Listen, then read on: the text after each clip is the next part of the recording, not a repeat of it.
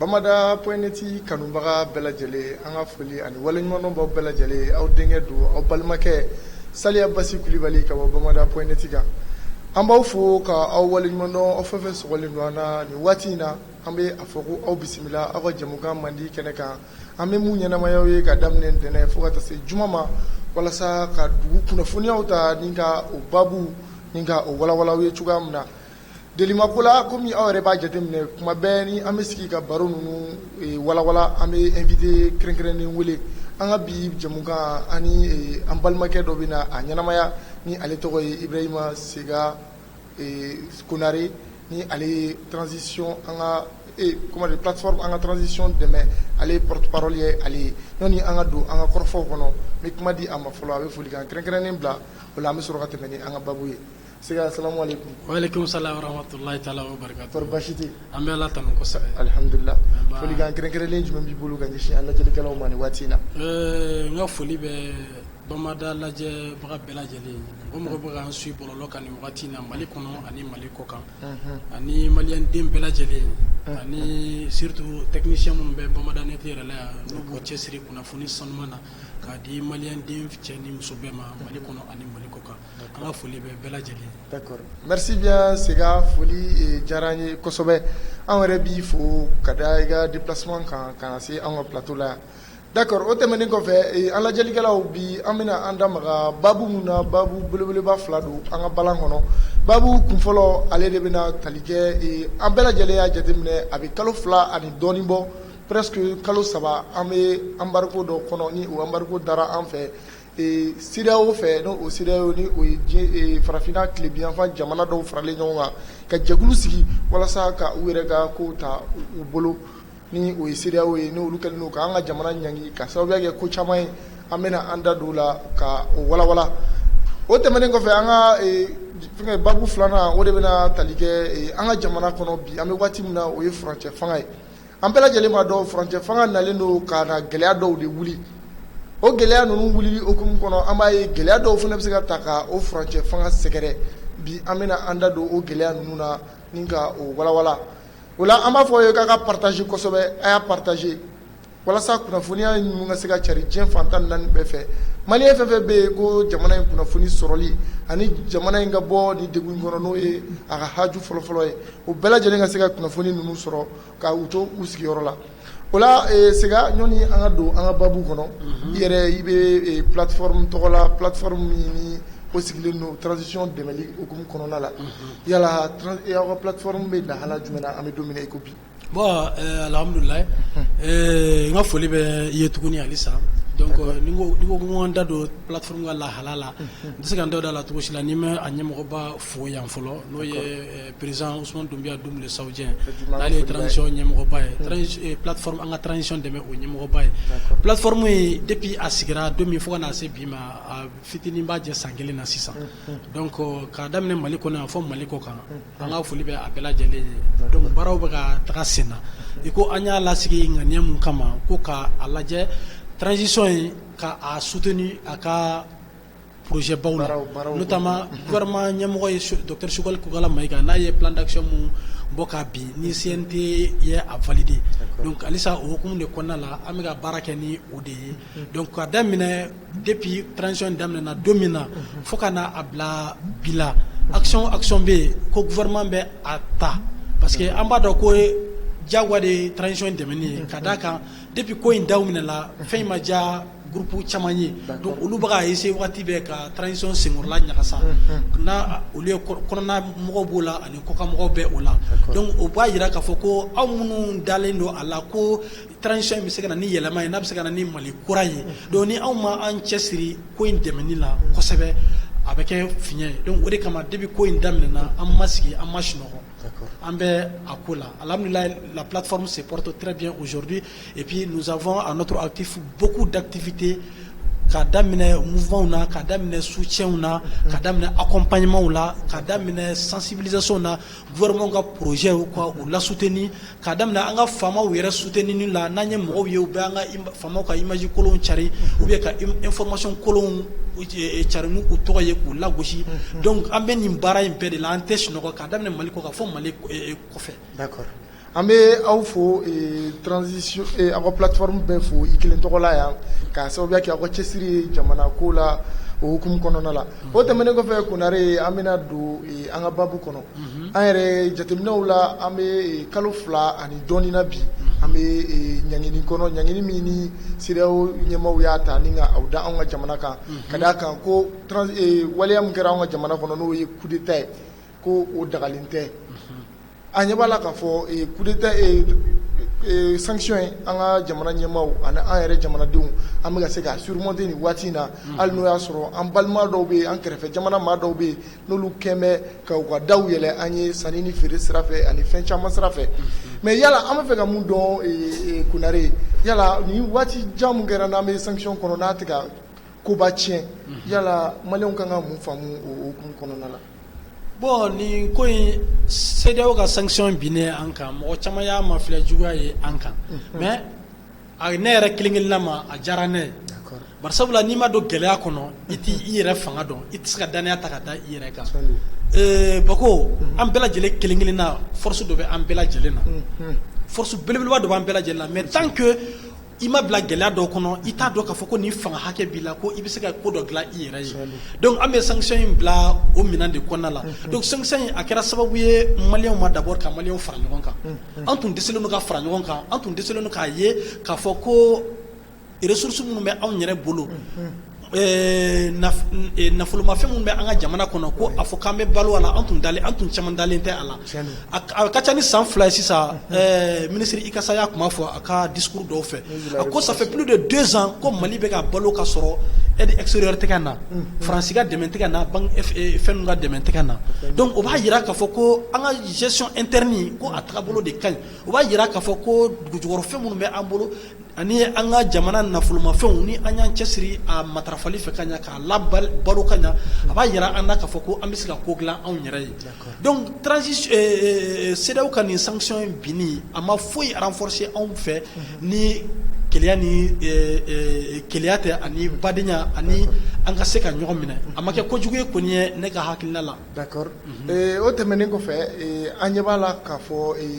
waati bɛɛ komi nin t'a siɲɛ fɔlɔ ye furancɛ fanga ka na anw ka jamana kɔnɔ a nana a ka ca kosɛbɛ waati bɛɛ ni furancɛ fanga ko daminɛna anw ka jamana kɔnɔ an b'a ye CEDEAO maaw bɛ boli ka na ko ka sɛbɛn gafe min ni o bɛ transition tacogo fɔ n'o ye furancɛ fanga tacogo ye yala u bɛ girin ka na o waleya minnu kɛ o yala o kɛ kun tɛ k'anw ka autorité de la transition k'u piéger de wa. Bon n bɛna fɛn dɔ f'i ɲɛna CEDEAO in filɛ nin ye d'abord CEDEAO hakilina bɔra Mali yɛrɛ de la fɔlɔ CEDEAO hakilina bɔra Mali la mais hakilina dara mun na a fɔra de ko kana frontière da tugu ɲɔgɔn ye l'intégration sous-régionale CEDEAO ka mission fɔlɔ de ye o ye o de kama an ka autorité de transition ye plainte kɛ u kama CEDEAO siranna u ye wari dɔw débloqué plus de 300 milliards jate parce que u b'a dɔn ni a ko samana ka se niveau dɔ la u b'a dɔn k'u jo t'a la u ye sanction illégale et illégitime de bi an kan donc o hukumu kɔnɔna la sisan u b'a dɔn ko fanga sɔsɔ don an y'a jateminɛ k'a fɔ ko CEDEAO in a sigikun kɛra ko ka frontière dayɛlɛ ɲɔgɔn ye intégration k'o kelen k'an kala ɲɔgɔn na an ka se ka tɔgɔma kɛ ka don ɲɔgɔn fɛ yen ka sɔrɔ gɛlɛya ma don a la k'an ka économie développer donc mais an y'a ye k'a fɔ ko au fil du temps ka daminɛ sira sigila waati fo ka n'a bila bi la an y'a ye k'a fɔ ko mɔgɔ dɔw de nana don CEDEAO in kɔnɔna la mɔgɔ dɔw de nana hakilila imposer a kan parce que i ko tubabuw Faransi kɛrɛnkɛrɛnnenya la n b'u ta u tɔgɔ ma parce que a tɔgɔ an ka mɔgɔbaw bɛ fɛn dɔ fɔ ko la main qui nourrit la ko i tɛ se ka ban o bolo. La main qui donne, c'est celle qui commande. Thomas Sankara y'o fɔ an ye. Donc mun b'a d'i ma. Donc ni e ko ko e ka organisation financée par quelqu'un d'autre. Donc diyagoya o tigi b'a ka dictat kɛ e kunna. Donc o kɔlɔlɔ de anw sɔrɔ. Donc Faransi ye a to o dɛmɛ de la fo ka na ka hakilila imposer CEDEAO kan. Donc au lieu que CEDEAO ka kɛ jɛkulu ye jɛkulu mun bɛ an ka jamanaw sous région kala ɲɔgɔn na, CEDEAO kɛra jɛkulu ye an b'a fɔ a ma ko n'an bɛ se ka an permettre k'a fɔ ko syndicat des chefs d'État. Donc ka jamana ɲɛmɔgɔ minnu bɛ CEDEAO kɔnɔ ko olu yɛrɛ ka fanga la kɔlɔsi. N'i y'a ye coup d'état mana kɛ u b'u pan ka na ne ko n ko aw kana jigin militaires la. N ko depuis jamana sariya sunba ka article baw sɔsɔra yɔrɔ min na. Donc pour moi un président de la République élu démocratiquement ni e y'i permettre ka jamana sariya sunba sɔsɔ ce qui signifie que e de fɔlɔ ye coup d'état kɛ jamana la. O ye ne ka hakilina ye an ka hakilina plateforme en transition dɛmɛ kɔnɔna la. D'accord. Donc ni e jamana sariya sun sɔsɔ parce que fanga bɛ e bolo e ye président de la République ye qui a la main mise sur toutes les institutions. CEDEAO mun ko ale ka kɔlɔsili bɛ anw kan n'a ka mission tun ye jamana dayɛlɛli dɔrɔn a y'a ka mission bɔ o kan ko ka a kɛ à travers les additifs ko ka kɔlɔsi fana ko ka fangaw fana protéger. Donc olu ɲinana k'a fɔ ko coup d'état dɔrɔn tɛ fanga bin ye mais ka sariya sunba fana sɔsɔ o fana ye coup d'état dɔ de. Donc jamana ɲɛmɔgɔw b'u ka sariya sun sɔsɔ foyi tɛ bɔ a la CEDEAO ɲɛ b'a la CEDEAO tɛ foyi bɛ a la mais militaires parce que bamananw b'a fɔ cogo min na ko n'i ye ba siri yɔrɔ min a bɛ a siri yɔrɔ bɛ bin mun sɔrɔ a bɛ o de dun. C'est-à-dire chaque chèvre mange là où elle est attachée. I mana ba siri yɔrɔ min a b'o bin hakɛ de dun. C'est comme e b'i sigiyɔrɔ la essayer polisikɛ mun bɛ circulation na ale se ye kɛmɛ minɛ ye ka bin mɔgɔ ka ko minɛ ale b'o minɛ ministre se ye miliyari bingani ye ale b'o minɛ président se fana ye ka président de la ka président de assemblée ninnu sigi ale fana b'o kɛ donc a bɛɛ sariya sɔsɔ de i y'a faamuya donc CEDEAO ɲɛmɔgɔ u y'u ɲɛ ci o coup d'état kan maintenant militaire fana wulila olu fana se ye mun ye o ye arme de ye o. Donc u yɛrɛ ma wuli u yɛrɛ ma fana parce que jamana kɔnɔdenw de wulila k'a jira k'a fɔ ko dusukasi bɔra u kan ko ni olu kɔni tɛna kisɛ ci jamana kɔnɔdenw na il faut k'u ka président kɔni ka fanga bila kɛrɛfɛ. Donc coup d'état in kɛra ni jamana kɔnɔdenw ka laɲini de ye maliyɛnw kulela ko an mangɛnɛ yanni CEDEAO k'a ɲini k'a faamuya ko mun bana bɛ aw la bi m'aw bila kulela ko aw mangɛnɛ mun bana de b'aw la yanni CEDEAO ko o ɲɛɲini CEDEAO b'a fɔ de ko non k'ale bɛ sanction ta ko o bi anw kan ko parce que ko coup d'état kɛra. Il n'y a jamais comment dire de fumée sans feu. Ko yanni ka bin i jalaki i bin yɔrɔ la jalaki i tɛlɛ yɔrɔ la fɔlɔ. Donc o de kama CEDEAO ɲɛmɔgɔ ninnu u ka gestion tɛ ka se ka coup d'état empêcher Afrique de l'Ouest kɔnɔna la. A kɛra Mali la a tilara ka kɛ Guinée kelen na. Jamana sariya sunba ko e ka mandat 2 kɛ. E ye o jagoya yɛlɛma jagoya la ko n'i bɛ fɛn yɛlɛma ko wagati de b'a la i y'a jagoya constitution yɛlɛma ka tila ka bɛn i sagonata ma ka tila k'a fɔ ko e ka 3e mandat ko o ye constitution kura ka premier mandat ye est-ce que o ye e b'o bingani kɛ bon n'a sera jamana kɔnɔdenw dusu kasilen don militaire fana se ye mun ye ka na fanga bɔ fɛn kɔ o fana bɛ o de kɛ donc n'u y'o kɛ ne fɛ yanni CEDEAO k'a ɲini k'a faamuya degun jumɛn bɛ an kan gɛlɛya jumɛn bɛ an kan an ka ɲini ka gɛlɛya bɔ jamana kɔnɔdenw kan aw b'a fɔ ko aw b'a kɛ ni fɛn ye a tɛ se ka taga o i m'a ye coup d'état 3 kɛra rapidement et d'autres sont en gestation aussi voilà donc o ye fiɲɛ ye fiɲɛ min bɛ CEDEAO kɔnɔna la donc n'u ka ɲi ka a labɛn. D'accord Konare o tɛmɛnen kɔfɛ an b'a ye k'a fɔ CEDEAO ma u ka wulikajɔ ka se anw ma an ka jamana kɔnɔ yan ba Maliba u bɛ na ni kumakan min ye o de ye k'u ka élection bɛ kɛ waati min na k'u k'o délai fɔ u ye transition n'o ye furancɛ fɛngɛ ye u bɛ ban ka bɛn waati min ma k'o k'o fɔ u kun fɔlɔ la k'a jira de k'a fɔ ko charte de la transition min kɛra depuis transition daminɛ ko k'o 18 mois ko k'o de respecter u nana ye k'a fɔ ko solution t'o la mais hali bi u bɛ taa ni segin na anw ka élection date ko la yala an kan ka mun faamu o fana kɔnɔ. Bon o yɔrɔ in na an kan ka mun faamuya dans la plateforme en transition demain je pense qu'il y a une recommandation dɔw fɔ o la parce que la classe politique a été largement consultée par les autorités de la transition, son excellence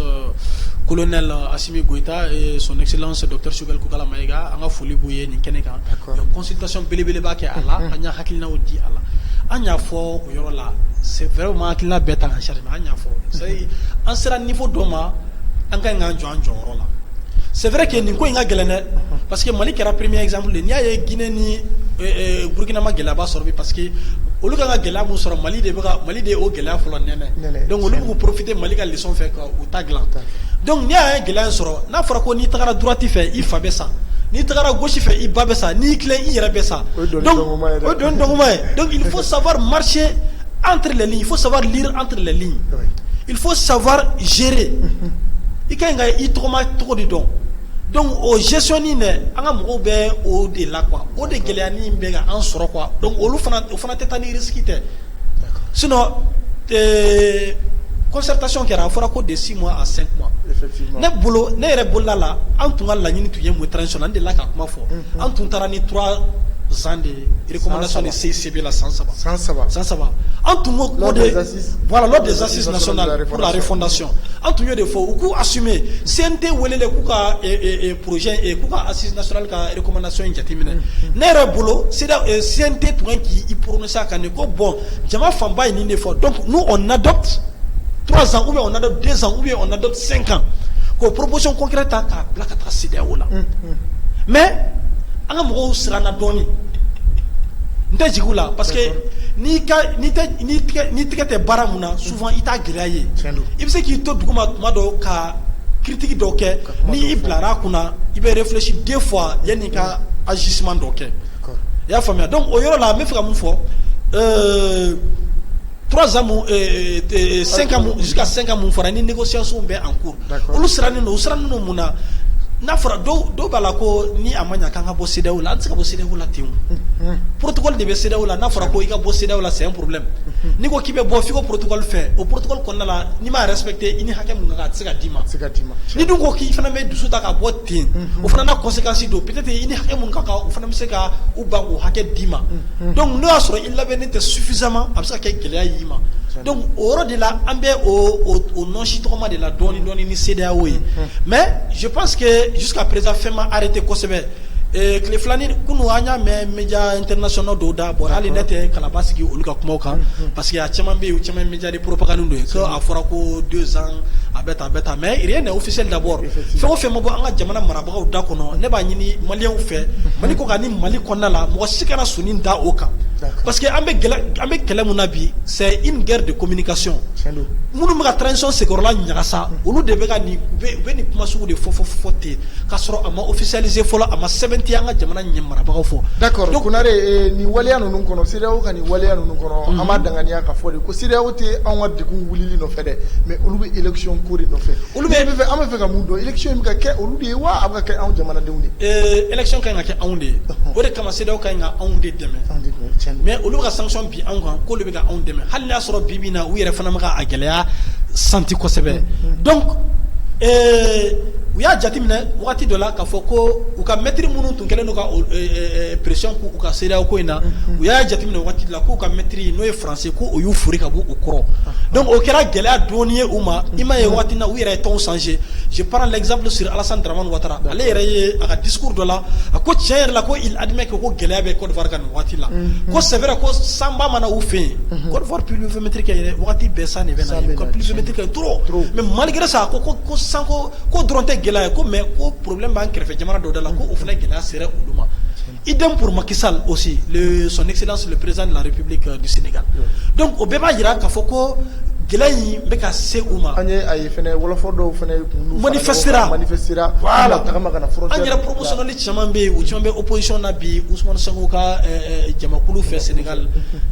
an ka foli b'u ye nin kɛnɛ kan u b'an ka fɛnw caman suit fana donc u fana caman militera ko ka nin fɛn ninnu bɔ Mali kan parce que ko Mali ni mankan ko binkanni de bɛ ka kɛ Mali la donc an bɛ mun fɔ CEDEAO mɔgɔw ɲɛna vraiment u ka maliyɛnw ka degun jateminɛ depuis 2012 an bɛ nin coup d'état ko in kɔnɔna la donc an bɛ kule la ko an man kɛnɛ u k'a ɲininka sa bana jumɛn b'an na an y'an ka banaw fɔ assise la u k'an dɛmɛ ka fura di an ma o ka fisa u k'a fɔ k'u bɛ diyagoya fura dɔ kɛ an kɔnɔ fura mun tɛ ka fɛn ɲa an ye depuis 2012 u bɛ ka se ka diyagoya fura k'an kɔnɔ k'an ka taa élection na ko élection y'an ka bana fura ye an bɛ taa élection na an bɛ tila ka segin coup d'état la donc élection t'a fura ye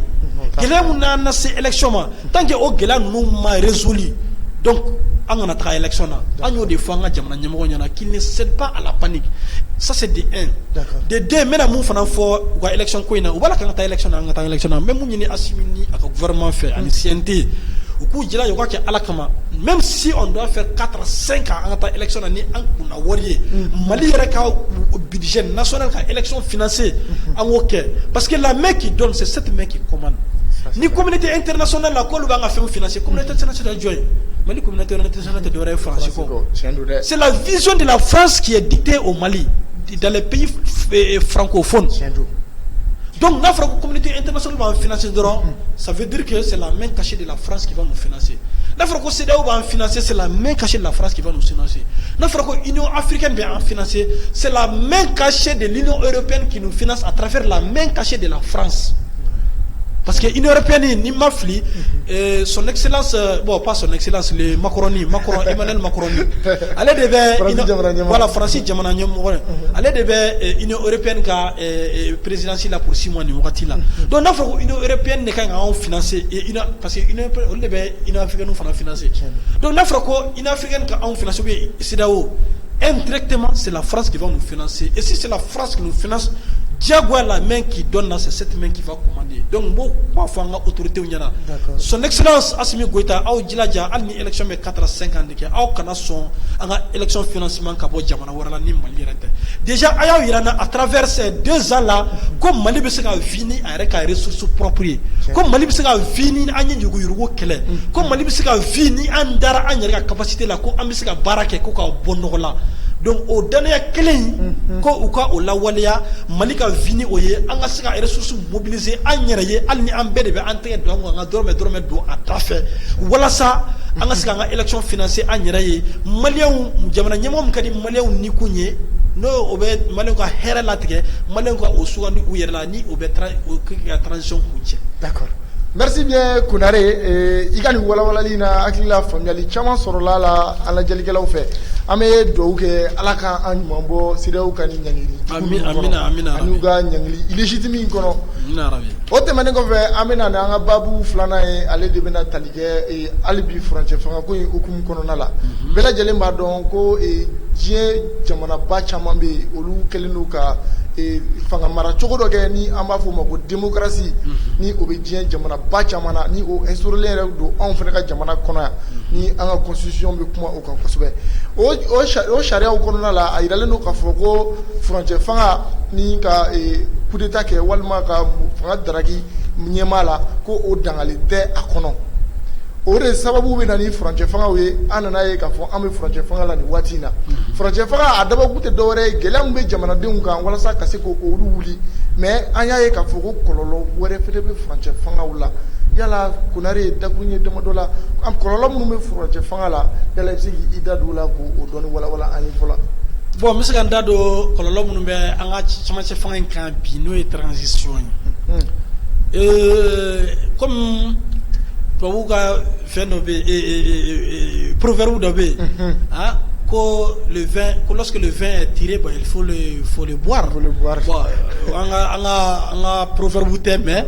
mais à misalata rapidement. Donc na me fika mun fo ya na manya ko kera an ga njilaja ka ko glan. An gana fo ko an ba to tien. Barsa wala na nya to tien akololo be na se amalien den bela jeli ni kilingelema. Amanya na manya kan do na transition kono. An ga ngania ke kilingi. Mais exemple do ta 600. D'accord. Gela do be ikeren kambi no ani irisika fonyon ko ye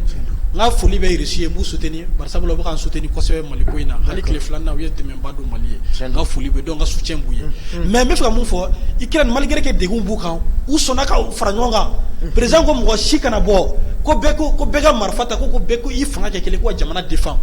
donc ni gela bina mali fanaka anga dusuku nga kelenye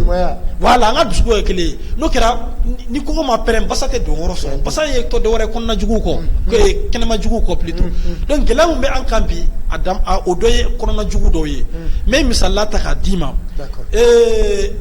depuis embargo indamnena ni jatimine ke CEDEAO kelinga gela bi anka ani an kerfe jamana do yubulo de ama notamment Sénégal be ola et Safula Guinée Conakry be ola anga foli be colonel Doumbia yi ani Mauritanie ñemogo anga foli be ayi hali asoro Burkina Faso klando la ul fana o tega daele mais ma fo officiellement ku daele mais mo be kateme donc anga foli be o bela jele mun ma ndeme ken mani bula donc ay am ga jumen jatimine san o ga ese ga gela ta da ani Mauritanie ka parce que an ka exportation caman bɛɛ kɛ ni Mauritanie sisan ani importation an ka kɔɔriw bɛ tɛmɛ o fɛ ani fɛnw caman donc u bɛ ka gɛlɛya ta ka don k'a fɔ ko frontière la n'i y'a jateminɛ ko depuis janvier kɛlɛ wagati ko Mauritanie dɔw sara frontière la yen ko an ka armée de ye média de propagande bɔra n'a ye ko an ka armée de ye u faga k'a sɔrɔ dalu kelen a t'u bolo donc a propagande kɛra donc il a fallu que récemment jusqu'à ce que pardon an ka ambassadeur yɛrɛ welela ministère des affaires étrangères fɛ k'a ɲininka ko fagali ko kuma bɛ ka fɔ an ka armée ma ko an ka an cɛ ko an ka ko a ko bɛ cogo jumɛn na k'an ka position éclairée donc n ka foli bɛ an ka autorités ye u wulila ka o ko ɲɛɲini kosɛbɛ donc a yirala k'a fɔ an ka autorités y'a yira u la k'a fɔ ko dalu foyi tɛ u bolo dalu mun b'a fɔ k'a fɔ ko karisa ko an ka armée faamaw ni u bɛ tile ka si ka ala kana an ka foli b'u ye nin kɛnɛ kan ko dalu foyi t'u bolo n'u b'a yira ko u bɛ ka an ka u ye Mauritaniens faga donc o b'a yira ko dɔw de bɛ média dɔw de bɛ propagande na ou bien i b'u ye média propagande na généralement France 24 ni RFI ninnu ni fɛn tɔgɔ de Jeune Afrique ninnu u bɛ wuli u ye an ye charnier dɔw ye yan dɛ 35 cadavres brûlés des choses comme ça des Mopti région na des Djema des Abetande. C'est des histoires non fondées. Ou bien on a vu des soldats en blanc ou bien français fondés ou bien que c'est des Wagner de l'oufoité au boulot. En bas nous fait un média ou un malien vraiment un djiladja un ni média de propagande qu'on lutte contre ça parce que ça affaiblit notre armée. Ça affaiblit notre armée. En manuma, ou comme plateforme en attention demain qu'on a la ambeni qu'elle a la sensibilisation qui est wati bella. An bɛ publicité sara ka a latɛmɛ spot sara ka tɛmɛ radio so la ka ni message tɛmɛ ka fɔ ko u bɛ propagande mun na u ka dabila et puis an b'a ɲini an ka autorité fɛ RFI représentant minnu bɛ yan n'o ye Cherche Daniel ni a kirikara ninnu ani Paché ninnu David Paché ninnu ani Planète Jeune Afrique ninnu vraiment u ka accréditation mun b'u bolo u ka jateminɛ quoi n'a ma ɲɛ u ka ninnu la vraiment en temps de guerre. En temps de crise, on ne doit pas se permettre de faire de mauvaises communications à l'endroit de de nos vaillants soldats, à l'endroit de notre haute autorité. En main cas son toshila ou ka fake news no ye kuna funi kolonye kuna sirlan ko o chari parce que abe mo futen ni konkoro abena ni cheni en partenaire ben ni konche donc o gelay o de transition ka atsaka wuli toshila ni amalen de yere ma antega farango nga ka kele tuwa muna nunu ba kuna funi taka chari an fana be a contre kuna funi ne taka chari ka yira ka foko nunu ma ni kuna funi munu foko dalu foite ubulu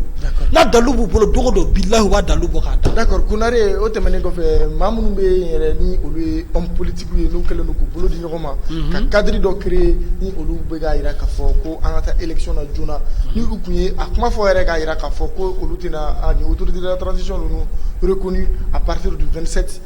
yala olu bɛ ka waleya mun ta ka ɲɛsin furancɛ fanga in ma yala o fana tɛna kɛ kɔlɔlɔba ye. non n terikɛ o tɛ kɛ kɔlɔlɔba ye sa mais bamanan ko ɲugu bɛ na ni ɲaga ye. I y'a faamuya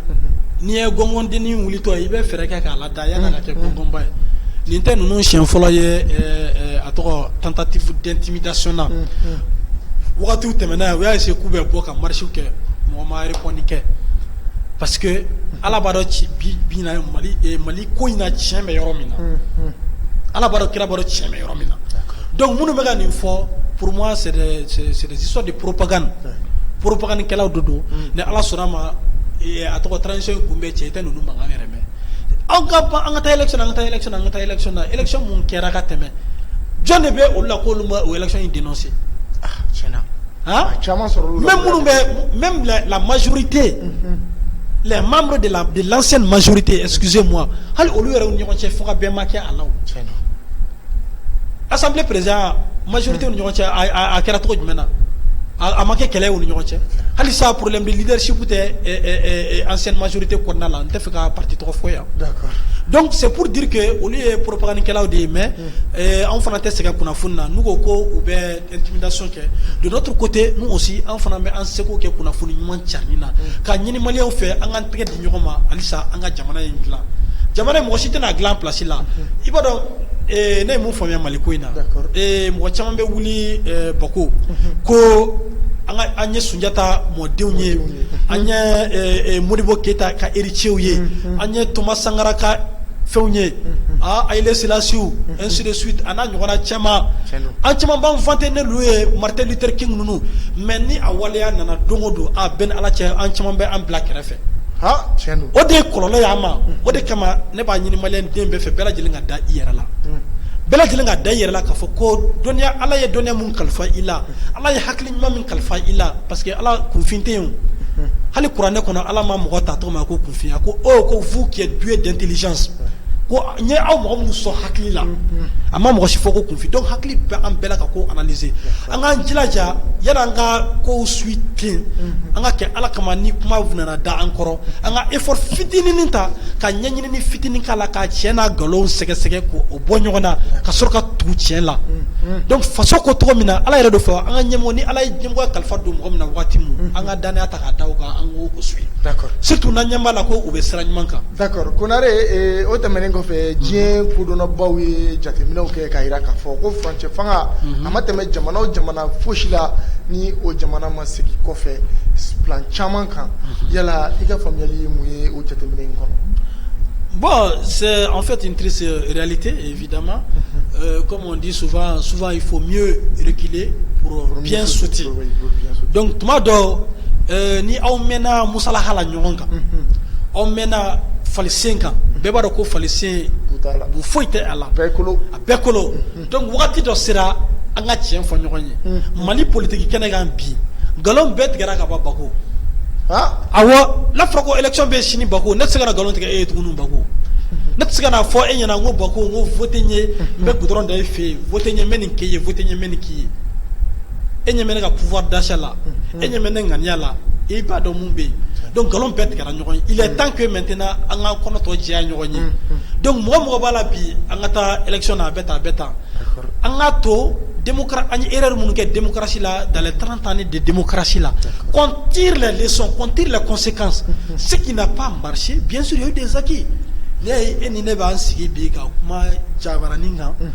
diɲɛ bɛɛ lajɛlen kulo bɛ an na bi Mali kɔnɔ Mali kɔ ka fan bɛɛ fɛ an b'an ka analyse di an b'an ka critique kɛ bonya kɔnɔna la i ko an ka sariya y'a la fɔ cogoya mun ne y'a mɛn k'o kɛ ka sɔrɔ kɔlɔlɔ t'a la c'est grâce à la démocratie donc o ye avantage dɔ ye mais a ye kɔlɔlɔ minnu créer il est temps qu'on tire ces leçons là il est temps qu'on analyse profondément ces causes là a ye gɛlɛya minnu se an ma difficulté minnu il est temps que an ka o difficulté ta k'u da tɛmɛ kɔnɔ k'a sɛnsɛn k'a lajɛ an bɛ se ka jumɛn de dilan dans l'immédiat an bɛ se ka minnu dilan dans l'immédiat olu de taara ka kɛ assise nationale pour la refondation ossature ye n'an b'a fɔ olu ma ko a soubassement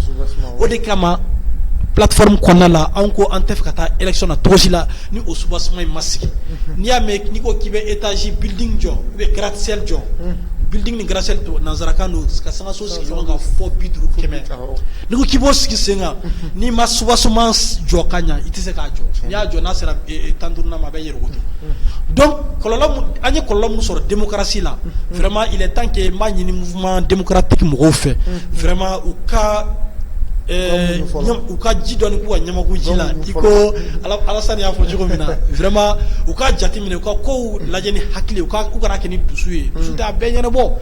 an ye gɛlɛya minnu sɔrɔ démocratie la qu'on évalue ensemble qu'on essaye de remédier à ces problèmes afin de repartir sur une nouvelle base qui va nous permettre d'avoir un Mali nouveau qui va nous permettre de voir l'émergence. Voilà. D'accord. Merci bien Konare an ka jamukan bɛna se a kuncɛyɔrɔ la d'accord mais kumakan laban sigi ma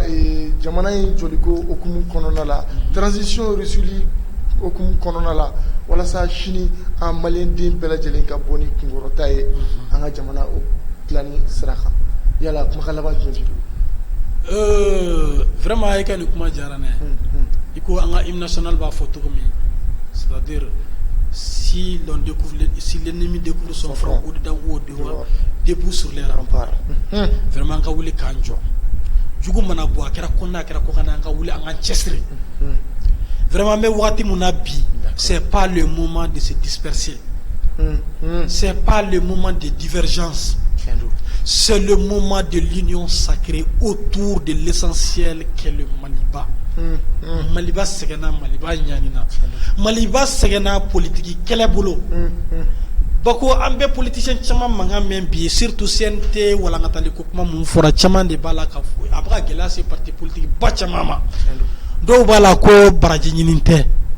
dɔw b'a la ko ɲina y'an san joli parti in kɔnɔ ko n'i ko k'u bɛ mɔgɔ wɛrɛ sugandi ko anw tɛ ko an kɔni seko ye fɛn o fɛn an b'o kɛ wala n'a parti ja ka ci ko sira t'a la donc an b'a ɲini maliyɛnw fɛ vraiment an ka bɛɛ ka i tɛgɛ da i dusu kan nin wagati la an ka fɛɛrɛ kɛ an k'an ka démocratie consolider n'an y'an ka démocratie consolider an bɛ taa kalata ɲuman na n'o kɛra jamana